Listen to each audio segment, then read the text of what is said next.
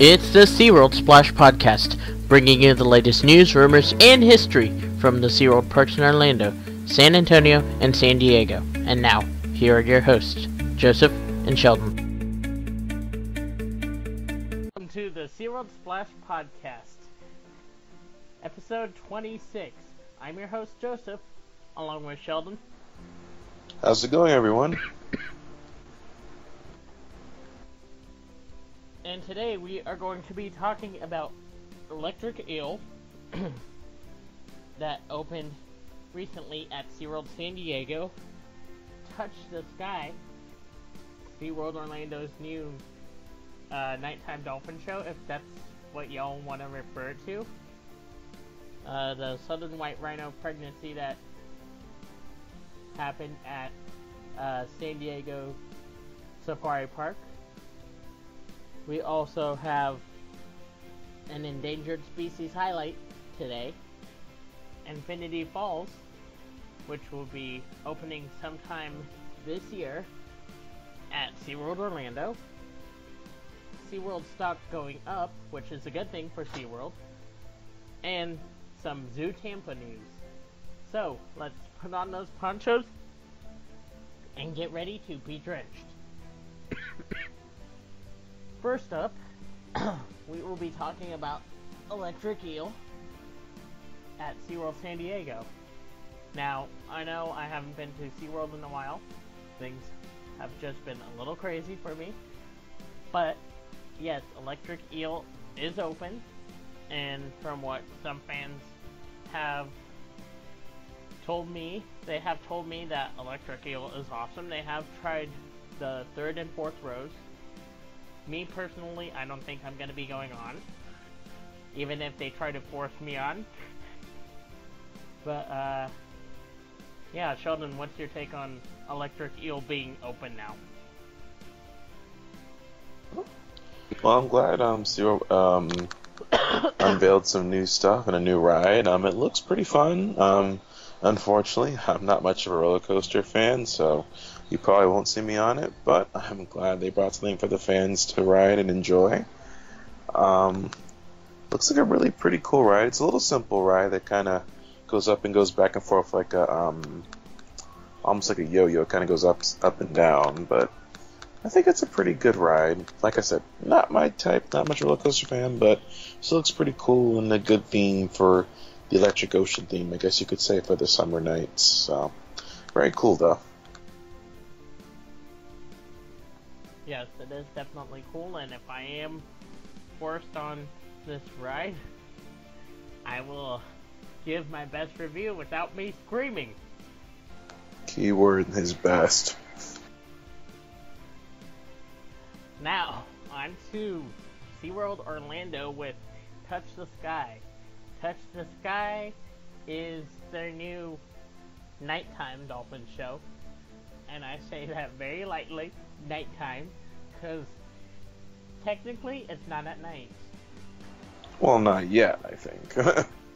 Yeah, it still is going through its early stages. Let's just say that, like Orca Encounter. Rehearsal, if you want to call it that. There we go, yeah. But yes, Touch the Sky, you're basically seeing the dolphins at night, and basically it's a upbeat show with like SeaWorld's own music. Yes, they use their own music this time for Touch the Sky, so it's pretty cool to see them change it up a bit from the daytime show Dolphin Days in Orlando. But yeah, I think it's pretty cool. Sheldon, what are your thoughts on Touch the Sky? I like the wetsuits. They do seem to go with the Electric Ocean Summer Nights theme. I haven't seen the show. I might see it this summer if I get a chance. I know it is still early. It's only been about a week or two since we've had the new show. I've seen some behaviors. Some people are saying it's kind of like Blue Horizons. I haven't made it. Like I said, I can't make an opinion or judgment yet till I see it. But the music sounds pretty good. It sounds definitely upbeat, and I like that SeaWorld Orlando is finally getting a nighttime show.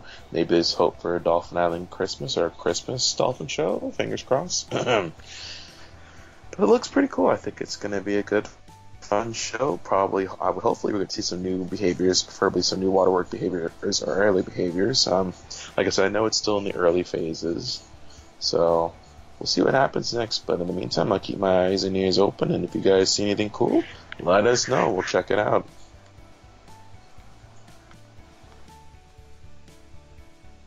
Thank you, Sheldon. And now, it's that time of the show, species highlights. But today, we're going to talk about two species.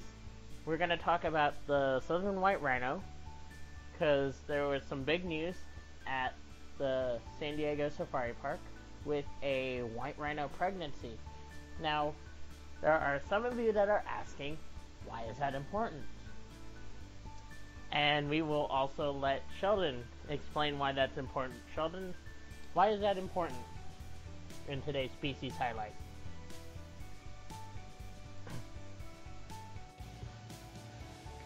And now, ladies and gentlemen, it's time for Species Highlights, the part of the show where I explain to you about certain species, its relatives, and where they come from. Sit back and enjoy.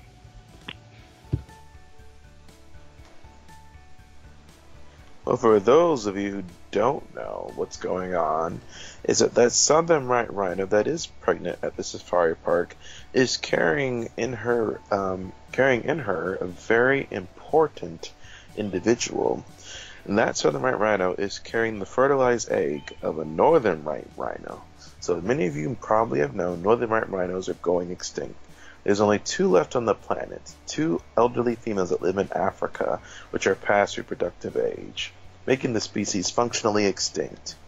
What the San Diego Safari Park is doing, in case you guys haven't known, is that they have a group of female southern white rhinos, which are going to act as surrogate mothers to northern white rhino eggs. So what they're doing is they are inserting the eggs of northern white rhinos into the females of the southern white rhinos and fertilizing the eggs with male northern white rhino sperm to pretty much create baby northern white rhinos, which the female southern white rhinos will carry and then eventually give birth to.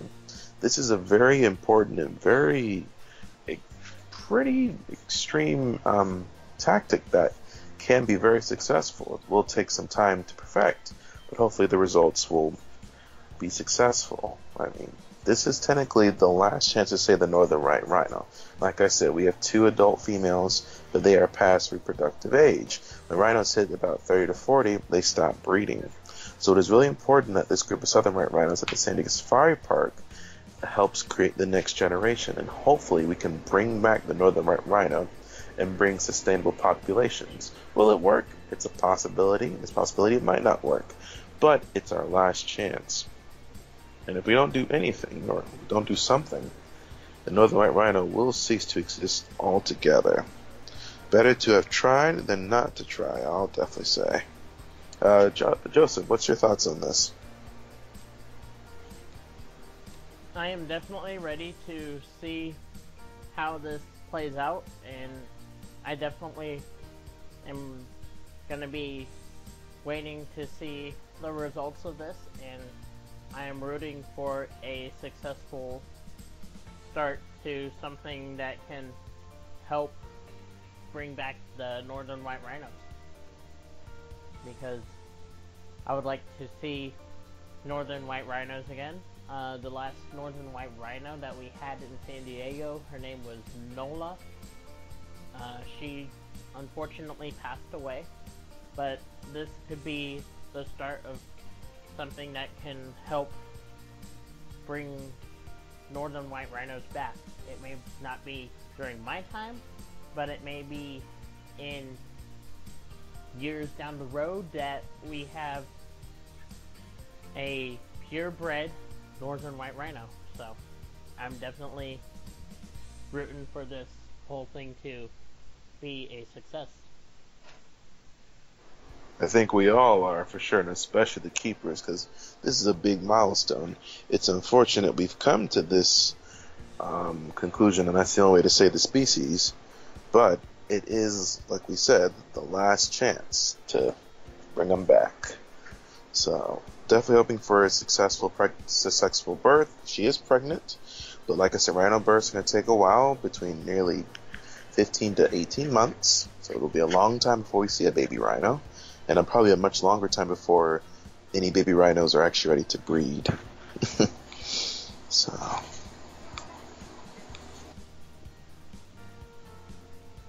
Yes, so that's the scoop on the southern white rhino, and we will keep you updated on that, along with Morgan's pregnancy, as we hear more. Now, endangered species highlight. What animals will we be covering today, sir, in this endangered species highlight? well, my dear boy, for this species highlight special, we're going to be highlighting just all endangered species. It's important to understand the plight that many species, endangered and even non-endangered species, face in their daily lives in the world. Human populations are on the rise. There are over several billion people on the planet, and we're encroaching more and more on animal habitats, pushing species to extinctions, pushing them out of their homes and having them lose lack of food, resources, places to live, and of course places to raise their young, which is detrimental to population diversity. I will give a special highlight to Zoo Tampa. Congratulations, guys, on your red wolf pups that were born. I haven't seen them yet, but if you guys are in Florida, definitely go check out Zoo Tampa. It's a really nice small zoo, but it's really cool. Highlights several endangered species. And their red wolf program is really important because the red wolf is one of the most endangered wolf species in the world. It used to be found throughout the South United States, but now it's only found in a few spaces in Mexico and in the Americas. So it's a critically endangered species. And the red wolf does play an important part in the environment. It does prey on weak and sick deer and other elk populations, keeping the population together, healthy and manageable. There is such thing as too much of a deer population. Too many deers mean the deers will overeat and overcompete with each other and have a lack of resources. So it's important to maintain their populations by also maintaining the red wolf population, which is unfortunately fragmentedly low. Joseph, what's your thoughts on this? I definitely think it's cool how Zoo Tampa was able to rear some red wolf pups, and it is a good step in preserving species, and conservation is a big key nowadays with zoos and aquariums. And basically, yeah, we just need to listen to zoos and aquariums and whatever they say on how we can conserve and protect species. Let's do it, you know? Yep, and also practice the 3 R's: reduce, reuse, recycle.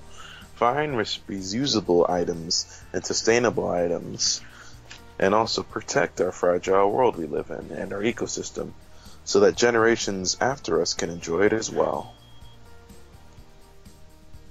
Otherwise, unfortunately, we will have things like stranded pilot whales, like the one that happened in Thailand, with plastic in its system, which is very sad to hear about that pilot whale, but we need to learn and correct our mistakes before it's too late. Yes, it was sad to hear about the pilot whale, but unfortunately that's many of our world's oceans are facing because of plastic and humans littering and throwing trash in the ocean is affecting our marine life.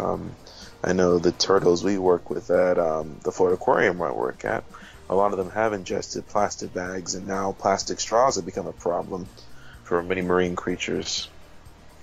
So it's very important to make sure you recycle and try to use reusable bags and try to, looking at food labels, what the products are using. Can it biodegrade naturally, or is it going to be harmful to the environment? So definitely keep an eye out on that, guys. That'll really help out the environment, especially our marine oceans, which are one of the most fragile ecosystems on the planet, if you ask me. Especially our coral reefs. Exactly. And I had an interesting conversation with a former podcast member. He was telling me about how there has been some traces of this plastic in humans because that plastic goes from the plankton to the fish, such as salmon or whatever humans eat, and basically that's getting into our system. So don't be surprised if there are some humans out there with some traces of that. So we definitely need to reverse this while we still have the chance. So yeah, that's what we need to do. Well, the old saying goes, what goes around comes around. Yes. And before we close out species highlight, is there any other species that we want to highlight that are endangered? Well, like I said before, for this one, we're highlighting all species, especially our endangered ones, from Borneo orangutans to sharks to whales to our endangered birds like whooping cranes, our endangered frogs, and of course, any creature that swims, crawls, flies, or roams this beautiful planet. All life is precious, and all species play an important role in our world. Each creature has a special role it plays in its environment and helps create the ecosystem and make it safe and sustainable and healthy. And we, as humans, in our generation, it is our job to protect endangered species, especially species who are disappearing in the wild at alarming rates. Let this be a lesson, guys. We shouldn't have to rely on using cloning or having surrogate mothers to bring back species. We should be conserving the ones we have now so that they can have sustaining populations. There should be a time, hopefully I wish one day, where zoos and aquariums actually weren't even needed, that a species was so sustainable it could sustain itself. But sadly, if it wasn't for zoos and aquariums, several species I know would definitely be extinct. But yes, I will definitely say our highlight is going to be all species today, and especially our endangered species and critically endangered species.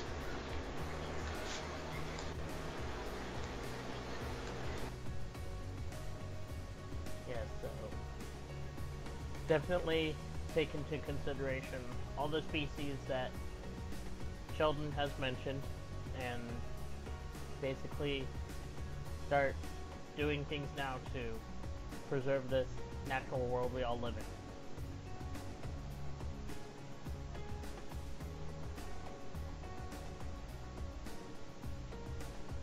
in. Alright, and on to Infinity Falls in SeaWorld Orlando.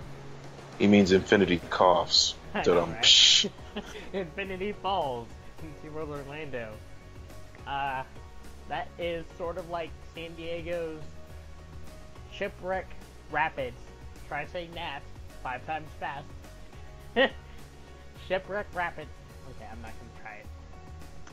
I wouldn't try it. But yes, it is like Shipwreck Rapids in San Diego. Only on a much larger scale. Only on a lot larger scale. I cannot speak. What he means is, kids, it's going to be bigger than you usually are used to. And you'll be probably a lot wetter. Yes, and only with Orlando's, you will be seeing live animals.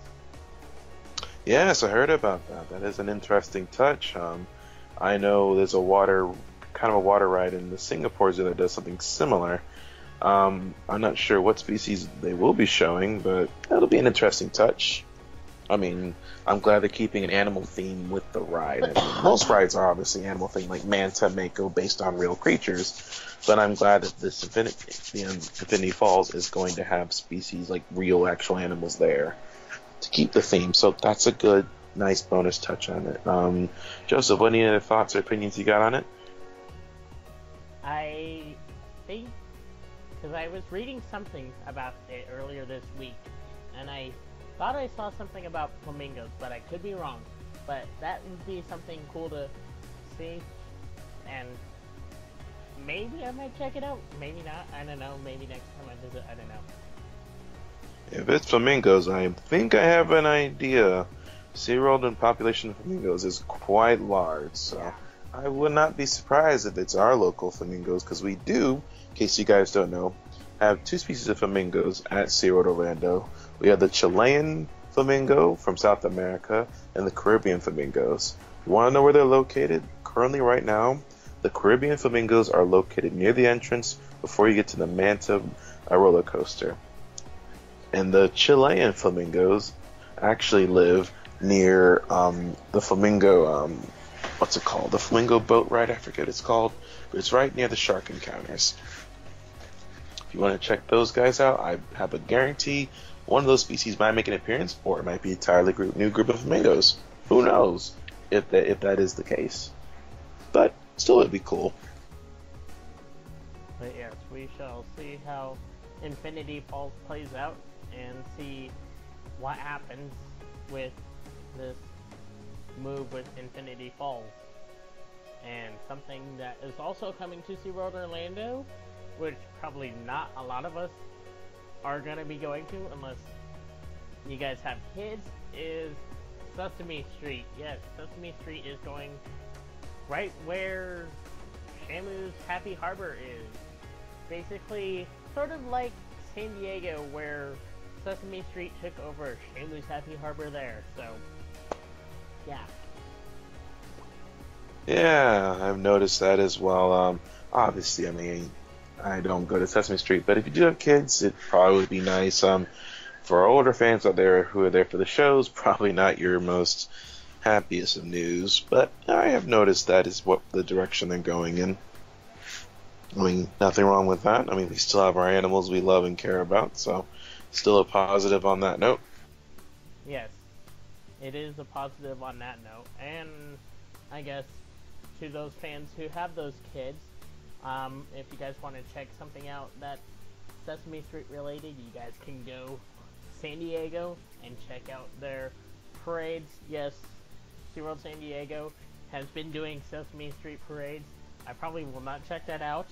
I'm just gonna go straight to Orca Encounter, and straight to Dolphin Days, and straight to Sea Lions Live and Sea Lions Tonight. I think we could guess that part. Yeah. But yes, so to those fans who have kids, check that out. And yeah. Zoo Tampa. Any more news on Zoo Tampa besides the Red Wolf? Well, we do. There's a new water ride they just opened up with. If you guys want to go on the website or check on Instagram Live or Facebook Live, you actually can see the new water ride. It's like a water flume. It's going to be near Gator Falls, near the North American section. I am a local from Florida. I've been to Zoo Tampa several times. It's a lovely zoo, like I said. So it's a nice water ride. It's definitely kid friendly. If you guys want to take your family and take us a little water ride and have a good time, I would definitely recommend it. Zoo Tampa is a really interesting aquarium, and we do a partnership with the Florida Aquarium. We work together on several projects like our manatee releases and turtle releases, so we definitely collaborate together. It's a really good zoo.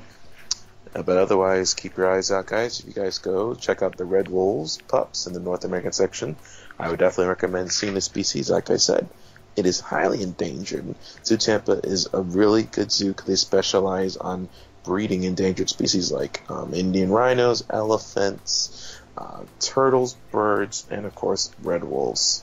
So definitely, if you guys want to come check out a good zoo that highlights popular animals as well as endangered species, including primates, I would highly recommend visiting Zoo Tampa. Nice zoo, Very family friendly. If you got kids, you just want to spend some day on a nice summer day when it's not raining in Florida, definitely go out there and check it. I know I'll definitely be checking it out next time I am out there.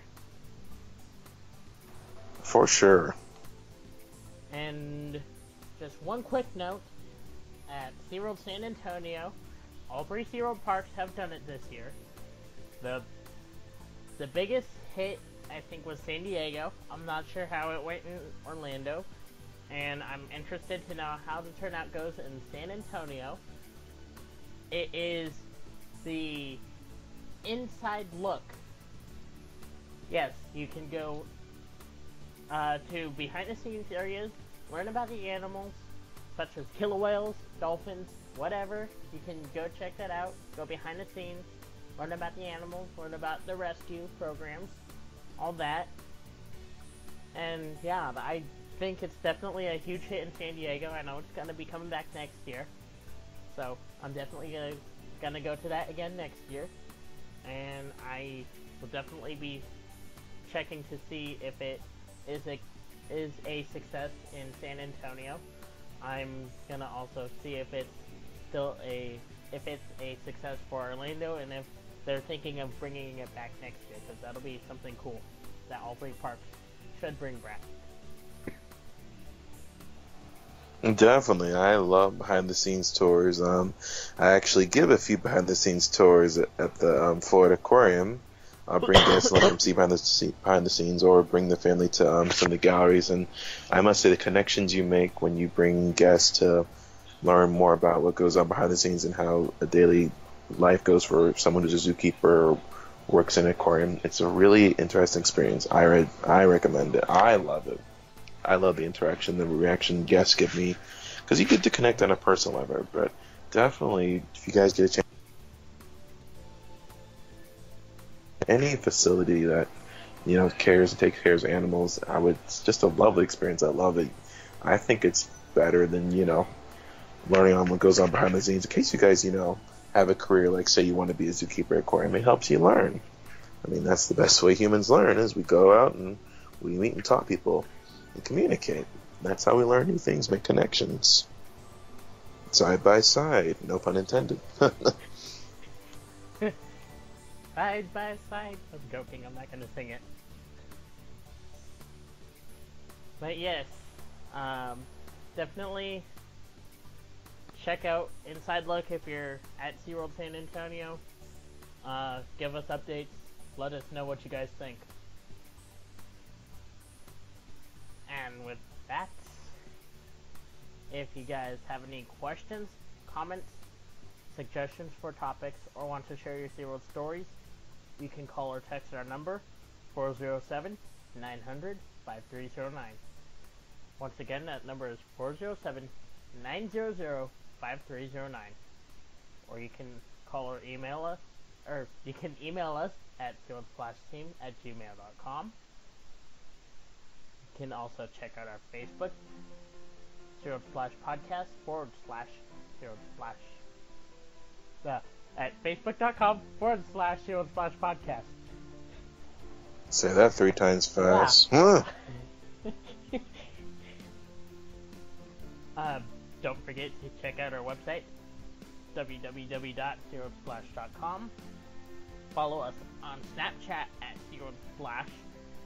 Follow us on Twitter at SeaWorld Splash. Did I say Instagram? Instagram at SeaWorld Splash.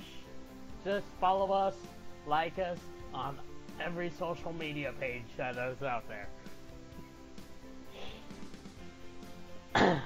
Spread the word, too, to all your friends and family. Yes. As well as check out our new merchandise page on SeaWorldSplashPodcast.com.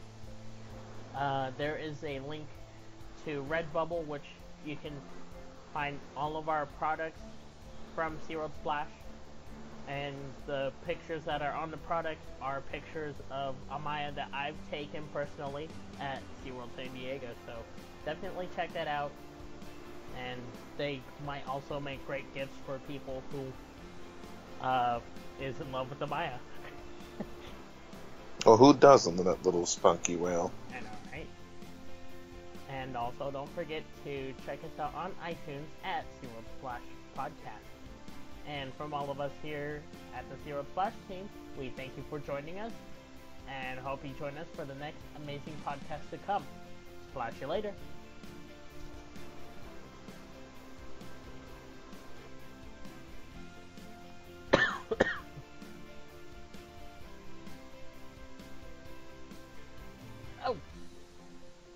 Oh, yes, I have been reminded about SeaWorld stocks going up.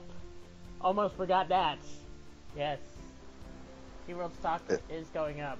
Thank you to our interim CEO, John Riley. So, a big round of applause to John Riley.